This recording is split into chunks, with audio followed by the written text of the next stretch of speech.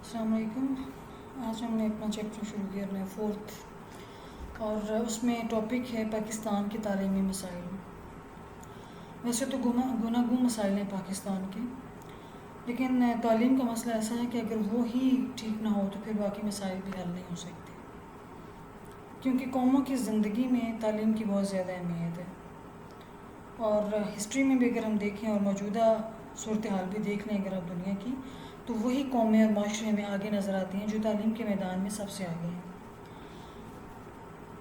تعلیمی ترقی قومی ترقی کی ضمانت ہوتی ہے، اور یہ اصول مستقل ہے.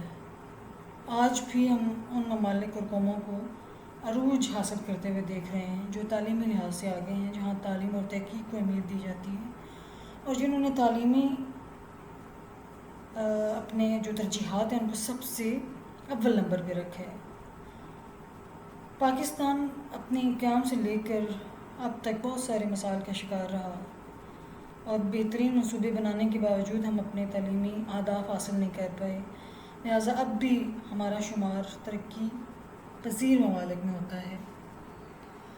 ترقی یافتہ کہلانا ابھی ہمارے لیے خواب ہے، لیکن یہ ساری ترقی جو ہے یہ تعلیم کے ساتھ جڑی ہوئی ہے. تو آج ہم جس مسئلے کا ذکر کریں گے وہ ہے ناخواندگی، الٹریسی.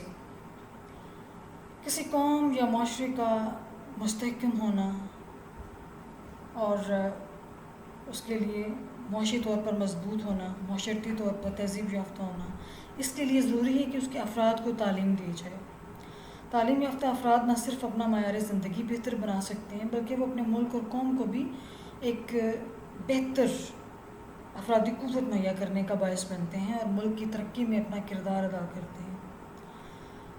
خواندگی کے اگر لغوی معنی کو دیکھا جائے تو وہ ہیں کسی تحریر یا عبارت کو پڑھنا، لیکن اگر ہم اس کے اصطلاحی مفہوم کو دیکھیں، عمومی طور پر اس سے کیا مراد ہے،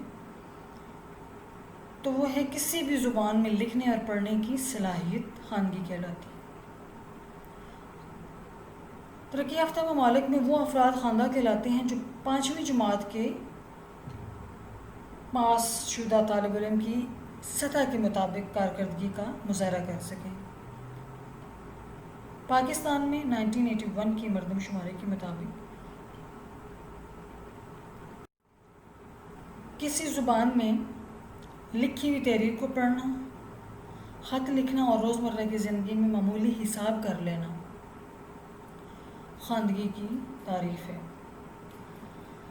یونیسکو کے مطابق کسی زبان میں سمجھ بوجھ کر کم از کم ایک پیراگراف پڑھنا، لکھنا اور بیان کرنا خواندگی کہلاتا ہے.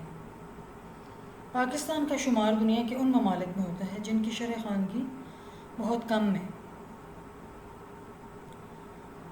کم شرح خواندگی کے باعث ملک کی اقتصادی، سماجی اور سیاسی ترقی میں بہت ساری رکاوٹیں درپیش ہیں. 2011 اور 12 کے اعداد و شمار کے مطابق پاکستان کی آبادی کا 58% خواندہ ظاہر کیا گیا ہے. مردوں کی شرح خواندگی 60%، جبکہ عورتوں میں خواندگی کی شرح 54% ریکارڈ کی گئی، یعنی ہر 3 مردوں میں سے 1 ناخواندہ اور ہر 2 عورتوں میں سے 1 ناخواندہ ہے. خواندگی کی صورتحال میں دیہی اور شہری آبادی میں یہ فرق اور بھی نمایاں ہے. شہری آبادی کا 58% اور دیہی آبادی کا 49% حصہ خواندہ ہے. دیہات میں خواتین کی شرح 35% ہے، یعنی 4 دیہی خواتین میں سے 3 ناخواندہ ہیں. اقتصادی لحاظ سے پاکستان کا شمار ترقی پذیر ممالک میں ہوتا ہے، یعنی ہمیں ابھی تیسرے درجے کے ممالک میں شمار کیا جاتا ہے، لیکن خواندگی کے اعتبار سے ہمارے ملک کی صورتحال بہت زیادہ بہتر نہیں ہے. ہمارے ہمسایہ ملک چین، سری لنکا وغیرہ ہم سے بہت آگے ہیں. اگر اب لیٹسٹ موازنہ ہم کریں ان ملکوں کا، تو پھر ہمیں اپنی شرح خواندگی بھی دیکھنی چاہیے کہ ہم کتنا پیچھے ہیں. فار ایگزامپل سنگاپور کی خواندگی کی شرح ہے 99.93%، China 99.78%، Brunei Darussalam 99.71%، Indonesia 99.71%، Sri Lanka 98.78%، Mongolia 98.63%، Vietnam 98.41%، Thailand 98.14%، Malaysia 94.60%، Turkey 95%، India 71.20%، Afghanistan 38.20%، and Pakistan has 57.90%. یعنی ہماری سے آگے صرف افغانستان ہے۔ آپ کی کتاب میں جو ٹیبل دیا گیا ہے یہ تھوڑا پرانا تھا، میں نے آپ کے سامنے لیٹسٹ اعداد و شمار بیان کیے ہیں۔ اب ہم دیکھتے ہیں کہ پاکستان میں ناخواندگی کی بنیادی وجوہات کیا ہیں۔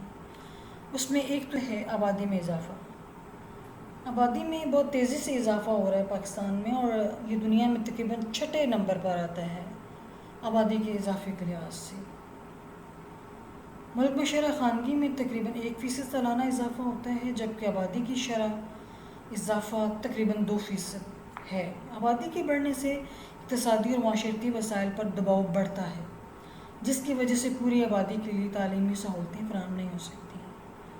ہر سال نئی رہائشیں چاہیے، نئی آبادیاں بنانے کی ضرورت ہے، پھر اسی اعتبار سے نئے تعلیمی ادارے، اسی اعتبار سے ہاسپٹلز اور باقی ساری ضروریات زندگی فراہم کرنے کی ضرورت ہوتی ہے، لیکن وہ اس اعتبار سے نہیں بڑھ رہی، آبادی بڑھ رہی ہے، تو ظاہر ہے مسائل میں اضافہ ہوگا۔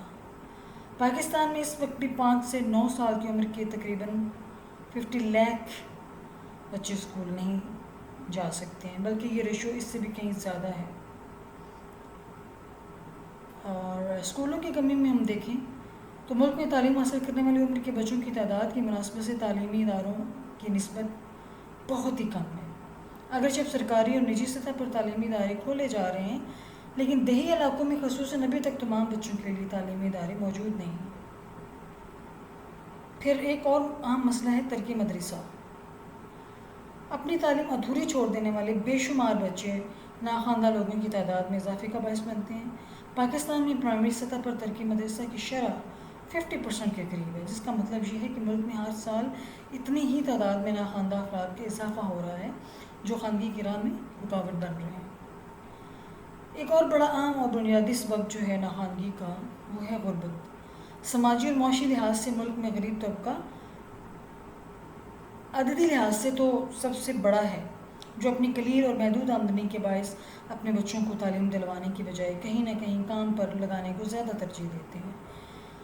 زیادہ تر لوگ تعلیم کو اپنی بنیادی ضرورت تصور ہی نہیں کرتے، وہ تعلیم کو سرمایہ کاری کی بجائے فضول خرچی سمجھتے ہیں۔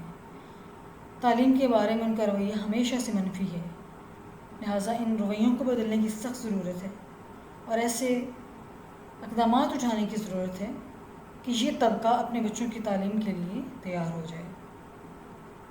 تو غربت جو ہے وہ بذات خود ایک بہت بڑا مسئلہ ہے، اور اس کے ساتھ جڑا ہوا یہ مسئلہ ناخواندگی کا اور زیادہ گمبھیر شکل اختیار کر لیتا ہے۔ ایک اور اہم مسئلہ ہے تعلیم بالغاں کا کوئی ہمارے ہاں مناسب انتظام نہیں ہے۔ پاکستان میں بالغوں کی تعلیم کے لیے تو بہت سے منصوبے بنائے گئے، لیکن سماجی اور اقتصادی مسائل کی وجہ سے ان پر پوری طرح سے عمل نہیں ہو سکا۔ اس طرح تعلیمی اداروں میں داخلہ نہ لینے یا مدرسہ چھوڑ دینے کی وجہ سے اسکولوں سے باہر رہ جانے والے بچے بالغ ہو کر ناخواندہ ہی رہتے ہیں۔ اس کے علاوہ اس میں ہم ایڈ کر سکتے ہیں کہ ہمارے معاشرے میں لوگوں کا تعلیم کے بارے میں عمومی رویہ، وہ اپنے بچوں کو تعلیم دلوانے کے لیے تیار نہیں ہیں، کیونکہ وہ سمجھتے ہیں کہ تعلیم دلوانا وقت کا ضیاع ہے۔ خاص کر لڑکیوں کے بارے میں ان کا یہ رجحان ہوتا ہے کہ ان کی تعلیم دلوا کر پیسے اور وقت کا ضیاع کرنا ہے۔ لڑکوں کی تعلیم کے حق میں بھی وہ اتنا نہیں ہوتے، لیکن یہ فرق ہم بہت زیادہ دیکھتے ہیں جب لڑکیوں کی تعلیم پر بالکل بھی توجہ نہیں دی جاتی۔ تو یوں جینڈر ڈفرینسز یعنی صنفی امتیاز یہ بھی ہمارے ملک کا ایک بہت بڑا مسئلہ ہے، جس کی وجہ سے تعلیم کی سہولیات برابر لڑکے اور لڑکیوں کے لیے مہیا نہیں ہیں۔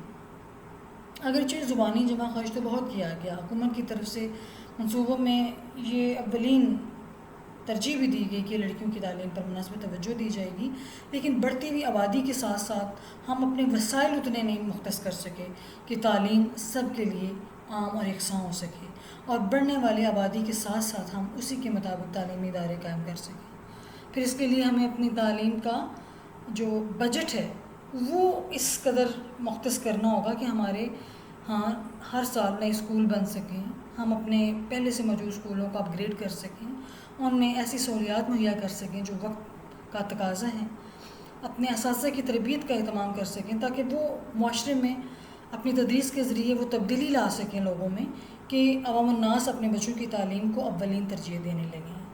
کیونکہ یہ تو ہسٹری کا مسلمہ اصول ہے کہ جو قوم اپنی تعلیم پہ توجہ نہیں دیتی وہ غلام رہ کر زندگی بسر کرنے پر مجبور ہوتی ہے، چاہے وہ غلامی ذہنی ہو، معاشی ہو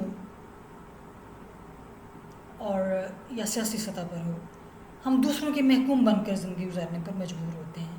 لہٰذا ہمارے ملک اور معاشرے کی ترقی کا بھی راز اسی میں ہے کہ ہم تعلیم کو اولین ترجیح دیں اور اپنے ملک میں موجود ہر بچے کے لیے تعلیم کا بہم پہنچانا یقینی بنائیں۔